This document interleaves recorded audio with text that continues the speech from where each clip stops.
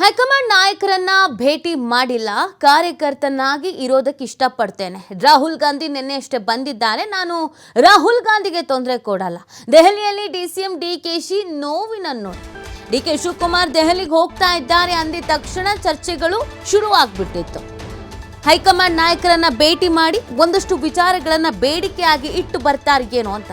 ಪ್ರಮುಖವಾಗಿ ಒಂದಷ್ಟು ಬೇಡಿಕೆ ಅನ್ನೋದಕ್ಕಿಂತ ಇರೋ ಬೇಡಿಕೆ ಏನು, ಸಿಎಂ ಕುರ್ಚಿ ಬೇಕು ಅನ್ನೋದು.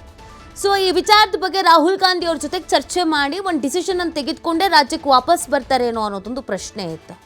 ರಾಹುಲ್ ಗಾಂಧಿ ಅವರನ್ನ ಡಿಕೆ ಶಿವಕುಮಾರ್ ಅವರು ನೇರವಾಗಿ ಭೇಟಿ ಮಾಡಿದ್ದೇ ಇಲ್ಲ. ಇದೆಲ್ಲ ಆದಮೇಲೆ, ಇಷ್ಟೆಲ್ಲ ನಡೀತಾ ಇದೆಯಲ್ಲ, ಇದೆಲ್ಲ ಆದಮೇಲೆ ವೇಟ್ ಡಿಕೆ ಅಂತ ಒಂದು ರಾಹುಲ್ ಗಾಂಧಿ ಅವ್ರ ಕಡೆಯಿಂದ ಒಂದು ಮೆಸೇಜ್ ಬಂದಿದೆ ಅನ್ನೋದೊಂದು ಸುದ್ದಿ ಇತ್ತು. ಅದನ್ನ ಬಿಟ್ಟರೆ ರಾಹುಲ್ ಗಾಂಧಿ ಅವ್ರ ಜೊತೆಗೆ 1-to-1 ಫೇಸ್ ಟು ಫೇಸ್ ಮಾತಾಡೋದಕ್ಕೆ ಸಮಯ ಸಿಕ್ಕಿಲ್ಲ, ಅವ್ರು ಬ್ಯುಸಿ ಇದ್ದಾರೆ ಅಂತ. ಸೊ ಈಗಾದ್ರೂ ಮಾತಾಡ್ಕೊಂಡು ಬರ್ತಾರಿಗೇನೋ, ಚರ್ಚೆ ಮಾಡ್ಕೊಂಡು ಬರ್ತಾರಿಗೇನೋ ಅಂತ ಭಾವಿಸಲಾಗಿತ್ತು. ಬಟ್ ಇವರು ಒಂಥರ ನೋವಿನಲ್ಲಿ ಹೇಳಿದ್ದಾರೆ, ನಾನು ಕಾರ್ಯಕರ್ತನಾಗಿರೋದಕ್ಕೆ ಇಷ್ಟಪಡ್ತೀನಿ, ರಾಹುಲ್ ಗಾಂಧಿ ಅವ್ರಿಗೆ ತೊಂದರೆ ಕೊಡೋದಕ್ಕೆ ಇಷ್ಟಪಡಲ್ಲ ಅಂತ ದೆಹಲಿಯಲ್ಲಿ ಡಿಸಿಎಂ ಡಿಕೆ ಶಿವಕುಮಾರ್ ಅವರು ನೋವಿನ ನುಡಿ ಆಡಿರೋದು. ಡಿಕೆ ಶಿವಕುಮಾರ್ ಅವ್ರಿಗೆ ಒಂದೇ ಒಂದು ಕಾನ್ಫಿಡೆಂಟ್ ಇದ್ದಿದ್ದು, ಹೈಕಮಾಂಡ್ ನಾಯಕರು ಚರ್ಚೆ ಮಾಡ್ತಾರೆ, ಅದೇನೋ ಒಪ್ಪಂದ ಮಾತುಕತೆ ಅಂತ ಇದ್ರಲ್ಲ, ಅದಾಗಿರೋದು ಹೈಕಮಾಂಡ್ ಮುಂದೆನೆ ಅಂತ ಹೇಳ್ತಾ ಇದ್ರಲ್ಲ, ಈ ಒಪ್ಪಂದ ಆಗಿದ್ದಲ್ಲಿ ಅದೆಲ್ಲ ಹೈಕಮಾಂಡ್ ನಾಯಕರಿಗೂ ಗೊತ್ತಿದೆ, ಅವ್ರು ನನ್ನ ಬೆನ್ನಿಗೆ ನಿಂತ್ಕೊಳ್ತಾರೆ ಅಂತ. ಆದರೆ ಯಾವಾಗ ಮಲ್ಲಿಕಾರ್ಜುನ್ ಖರ್ಗೆ ಅವರು ಹೈಕಮಾಂಡ್ ಕಡೆ ಎಲ್ಲದಕ್ಕೂ ಬೊಟ್ಟು ಮಾಡಬೇಡಿ ಅಂತಂದ್ರು, ಆಗಲೇ ನಿರಾಸೆ ಆದಂಗೆ ಕಾಣಿಸ್ತಾ ಇದೆ. ಅದಕ್ಕೆ ಖುದ್ದಾಗಿ ಇವರೇ ರಾಜಣ್ಣ ಅವರನ್ನು ಭೇಟಿ ಆಗಿದ್ದು ಉಂಟು. ಇದೆಲ್ಲದರ ನಡುವೆ ಯಾರನ್ನು ಭೇಟಿ ಆಗೋದು ಬೇಡ, ಯಾರ ಸಹವಾಸವೂ ಬೇಡ, ಹೈಕಮಾಂಡ್ ನಾಯಕರಿಗೆ ನಾವು ತೊಂದರೆ ಕೊಡೋದೇ ಬೇಡ, ಒತ್ತಡ ಹೇರೋದೇ ಬೇಡ, ರಾಹುಲ್ ಗಾಂಧಿಯವರು ಮಲ್ಲಿಕಾರ್ಜುನ ಖರ್ಗೆ ಅವರ ಬಾಯಲ್ಲಿ ಹೇಳಿಸಿರ್ಬೋದು. ಸೊ ಈ ಕಾರಣಕ್ಕಾಗಿ ಡಿ ಕೆ ಶಿವಕುಮಾರ್ ಅವರು ನೋವಿನ ನುಡಿ ಆಡ್ತಾ ಇದ್ದಾರೆ. ನಾನು ಯಾರಿಗೂ ತೊಂದರೆ ಕೊಡಲ್ಲ, ದೆಹಲಿಯಲ್ಲಿ ನಾನು ಅವ್ರನ್ನ ಭೇಟಿ ಆಗ್ತಾ ಇಲ್ಲ, ಅವ್ರು ಬಂದಿದ್ದಾರಷ್ಟೇ, ಅವ್ರನ್ನ ಭೇಟಿ ಆಗಿಲ್ಲ, ನಾನು ಕಾರ್ಯಕರ್ತನಾಗಿರ್ತೀನಿ ಅಂತ ದೆಹಲಿಯಲ್ಲಿ ಡಿಸಿಎಂ ಡಿಕೆಶಿ ನೋವಿನ ನುಡಿಗಳನ್ನು ಆಡ್ತಾ ಇದ್ದಾರೆ.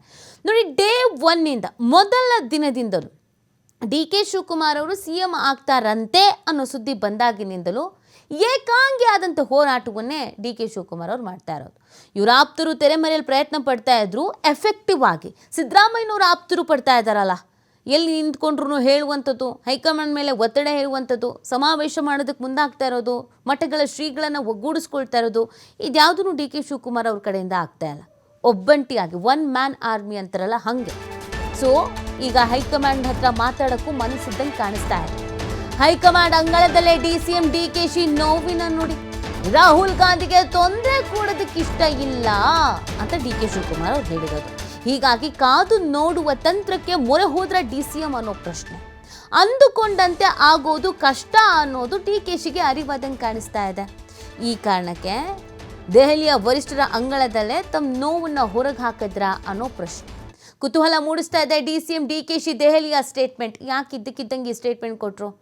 ನನಗೆ ನೋವಾಗಿದೆ ಅನ್ನೋದು ಹೈಕಮಾಂಡ್ ನಾಯಕರಿಗೂ ಗೊತ್ತಾಗಲಿ, ಇಲ್ಲಿ ಬಂದ್ರೂ ಮೀಟ್ ಆಗದೆ ಹೋಗ್ತಾ ಇದ್ದಾರೆ ಅಂತಂದರೆ ಹರ್ಟ್ ಆಗಿರ್ಬೋದು ಅನ್ನೋದು ಗೊತ್ತಾಗಲಿ, ಬೇಸರ ಆಗಿದೆ ಅನ್ನೋದು ಗೊತ್ತಾಗಲಿ ಅಂತಾನೇ ಈ ಸ್ಟೇಟ್ಮೆಂಟ್ ಕೊಟ್ಟರೆ, ಹಾಗಾದರೆ ಇಲ್ಲೂ ಏನೋ ಒಂದು ಮೆಸೇಜ್ ಪಾಸ್ ಮಾಡ್ತಾ ಇದ್ದಾರೆ ದೆಹಲಿಯಲ್ಲಿ ನಿಂತ್ಕೊಂಡು ದೆಹಲಿಯ ನಾಯಕರಿಗೆ? ಪ್ರಶ್ನೆ ಇದೆ. ಯಾಕಂದರೆ ಎಲ್ಲ ನಾಯಕರುಗಳು ಕೊಡ್ತಿರುವ ಸ್ಟೇಟ್ಮೆಂಟು ಅದು ಮಾಧ್ಯಮಗಳ ಮುಂದೆ ರಾಜ್ಯದ ಜನತೆಗೆ ಅಂತ ಅನಿಸಿದ್ರು ಅದು ಇನ್ಯಾರಿಗೂ ಅಸ್ತ್ರವನ್ನಾಗಿ ಅವ್ರು ಪ್ರಯೋಗ ಮಾಡ್ತಾ ಇರೋದು. ಯಾರಿಗೆ ತಲುಪಿಸ್ಬೇಕು ಅವ್ರಿಗೆ ತಲುಪಿಸ್ಬೇಕು ಅಂತಲೇ ಸ್ಟೇಟ್ಮೆಂಟ್ ಕೊಡ್ತಾ ಇರೋದು. ಮಲ್ಲಿಕಾರ್ಜುನ್ ಖರ್ಗೆ ಅವರು ಮಾಧ್ಯಮಗಳ ಮುಂದೆ ಮಾತಾಡಿದ್ರು ಯಾರಿಗೆ ತಲುಪಿಸ್ಬೇಕಾಗಿತ್ತು ಅವ್ರಿಗೆ ತಲುಪಿಸಿದ್ರು. ಅದೇ ಥರ ಡಿ ಕೆ ಶಿವಕುಮಾರ್ ಅವರು ಮಾಡ್ತಾ ಇದ್ದಾರೆ ಅನ್ನೋ ಪ್ರಶ್ನೆ. I am not meeting anyone this trip. I am not meeting anyone because I think no one is here in Bangalore. Kharge Saab is in Delhi, according to me. I think Rahuji has come yesterday. I don't want to disturb him. So you are happy to continue as deputy CM for full 5 years? Are you happy? I love to be a party worker than any position in the party. That is permanent for me. From 1980 I am a party worker. Until today I am continuing to be 45 years. Sir, there is a rally which is being planned in rally ಮಾಡಲಿಕ್ಕೆ ಎಲ್ಲ ವ್ಯವಸ್ಥೆಗಳು ಮಾಡೋದಕ್ಕೆ. Many say that this is a show of strength. Many say this is a show of strength. I wish everyone good luck to them.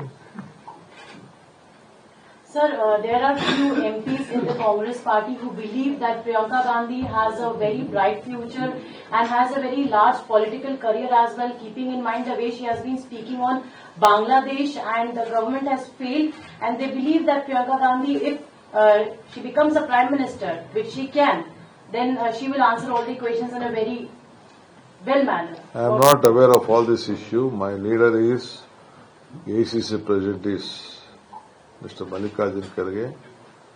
Rahul Gandhi is my leader of the opposition. They are at the helm of affairs. They are running the party under the guidance of Srimati Sonia Gandhi. Whatever they take a call, all will look into it, and there is a working committee to it. And one or two leaders like me or workers like me should be on a basic principle of the political party. So no names should be speculated. We believe in leadership. We believe in nothing is there. Any day Congress party can take a decision. No, discipline is more important. I don't want anyone to make any confusion. Rahul Gandhi has walked from the Kanyakumari to Kashmir, and he has given a big strength to this country and when the party was in crisis. So he is taking the lead. There is no such discussion as of now. Sir, Even Mr. Priyanka Gandhi motto is only to see that Rahul Gandhi will be the Prime Minister of this country. She is committed, she is fighting for that. She wants to help her leader of the opposition and the brother. That is her commitment, what I could see. Sir, any cabinet reshuffling in the coming days in Karnataka, sir? Pardon? Any cabinet I reshuffling? think better you meet my Chief Minister. Sir, He will be a better man to tell you. Sir Rajanna ಅವರು ರಾಹುಲ್ ಗಾಂಧಿ ಅವರಿಗೆ ಸರಣಿ ಪತ್ರ ಬರೀತಾ ಇದ್ದಾರೆ. ಇತ್ತೀಚೆಗೆ ಒಂದು ಪತ್ರ ಬರೆದಿದ್ದಾರೆ. BLO ಅವರ ಆಯ್ಕೆ ವಿಚಾರದಲ್ಲಿ ಸ್ವಲ್ಪ ಎಡವಟ್ಟಾಗಿತ್ತು.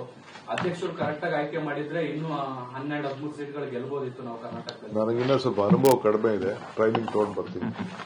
ಸರ್, ಜೊತೆಗೆ ಸರ್ ಅಪೆಕ್ಸ್ ಬ್ಯಾಂಕ್ ಅಧ್ಯಕ್ಷರಾಗಿ ನಾನು ಮಾಡಿದ್ದೆ ಅಂತ ಹೇಳಿದ್ರಿ ಸರ್ ನೀವು. ಆದ್ರೆ ರಾಜಣ್ಣ ಅವರು ಹೇಳಿದ್ದಾರೆ ಎಸ್.ಎಂ. ಕೃಷ್ಣನನ್ನ ಅಧ್ಯಕ್ಷರಾಗಿ ನೇಮಕ ಮಾಡಿದ್ರು. ಆ ಸಂದರ್ಭದಲ್ಲಿ ಡಿ.ಕೆ. ಶಿವಕುಮಾರ್ ಸಹಕಾರ ನೀಡಿರಬಹುದು ಅಂತ ಹೇಳಿದ್ದಾರೆ ಸರ್.